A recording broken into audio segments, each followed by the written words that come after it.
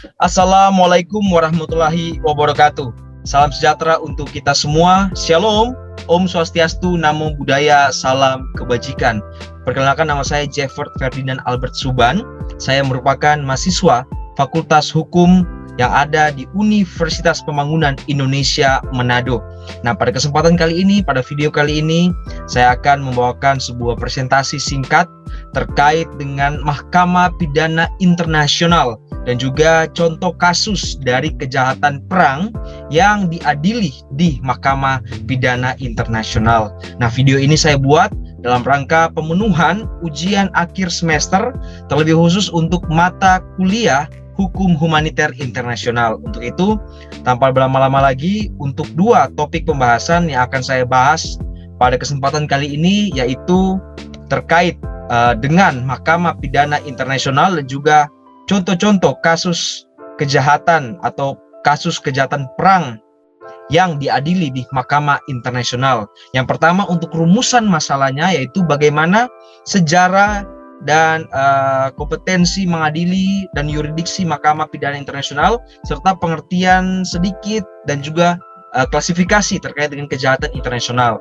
Yang kedua, saya akan bahas contoh kasus kejahatan perang yang pernah atau sementara diadili di Mahkamah Pidana Internasional. Baik, yang pertama ini mari kita bahas sedikit terkait dengan sejarah dari Mahkamah Pidana Internasional ini sendiri. Ini merupakan peradilan yang bertugas untuk mengadili pelaku tindak pidana internasional. Mahkamah ini didirikan berdasarkan pada Statuta Roma 1998 untuk dapat melaksanakan tugasnya dalam mengadili pelaku tindak pidana internasional. Nah, Mahkamah Pidana Internasional terlebih dahulu menyerahkan kasus tersebut kepada pengadilan negara untuk mengadili pelaku kejahatan tersebut. Hal ini dimaksudkan agar pengadilan negara merasa bahwa kewenangannya dalam mengadili pelaku tindak pidana tidak dilanggar oleh Mahkamah Pidana Internasional. Untuk Mahkamah Militer Internasional dibentuk setelah Perang Dunia Kedua.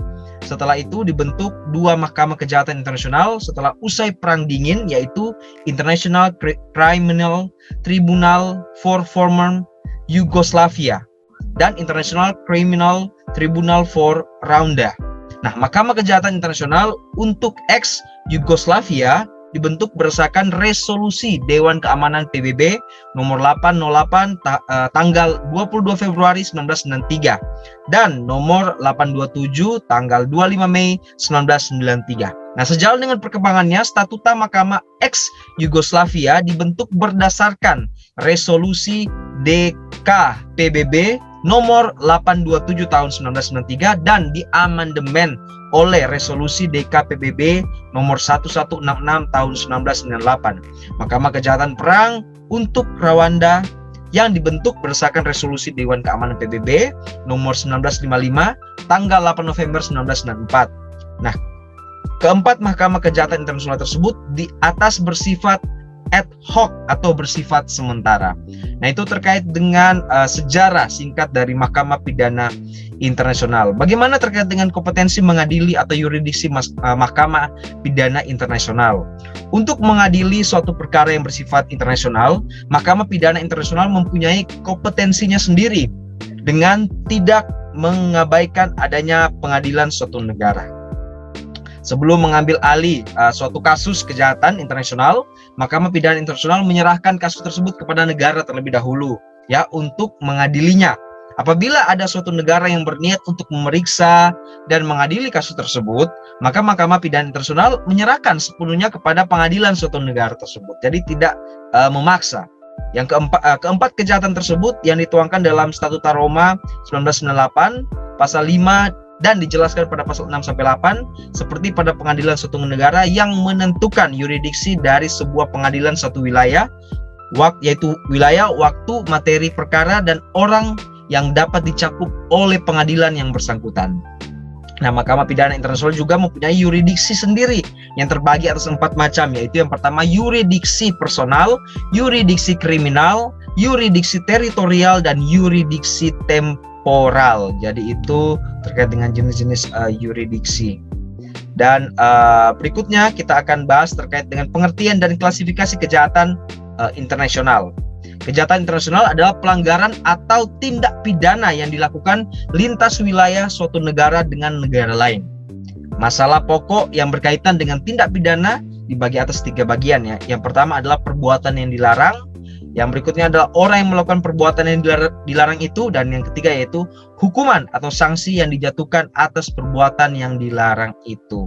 Statuta Roma 1998 menjelaskan tentang kejahatan yang menjadi yurisdiksi Mahkamah Pidana Internasional.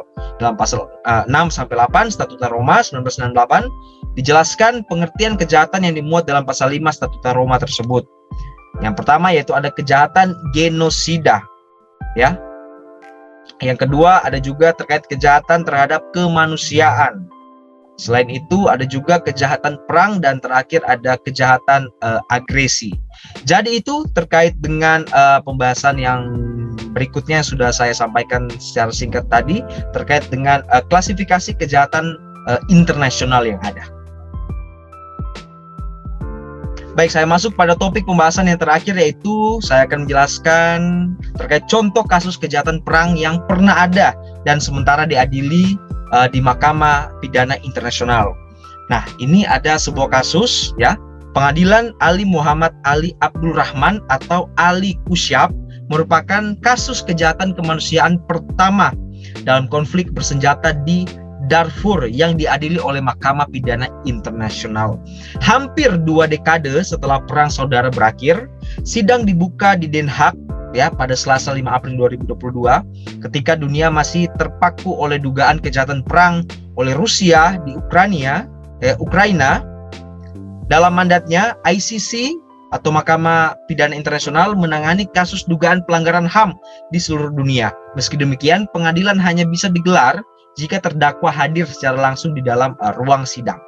Nah, dalam kasus pembantaian di Darfur, ICC atau Mahkamah Pidana Internasional ini baru bisa mendakwa 2 tersangka. Yang pertama adalah Ali Kusyap dan Abdallah Banda yang membelot dari gerakan demi kesetaraan dan keadilan yang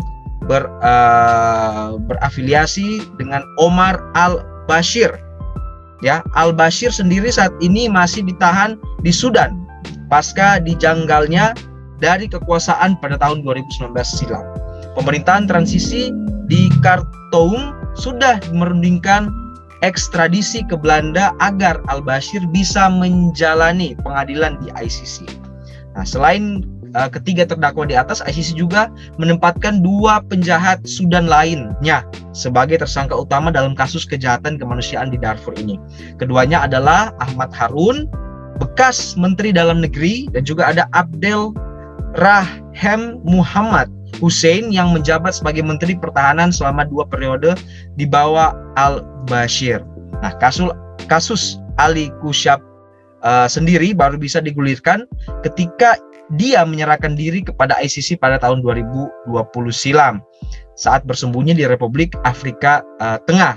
Kusyap didakwa dengan 31 delik kejahatan HAM yang terjadi di antara 2003 sampai 2004. Dia merupakan salah satu komandan Janjaweed, milisi etnis Arab Sudan yang persenjatai pemerintah untuk melawan pemberontak penduduk asli Darfur.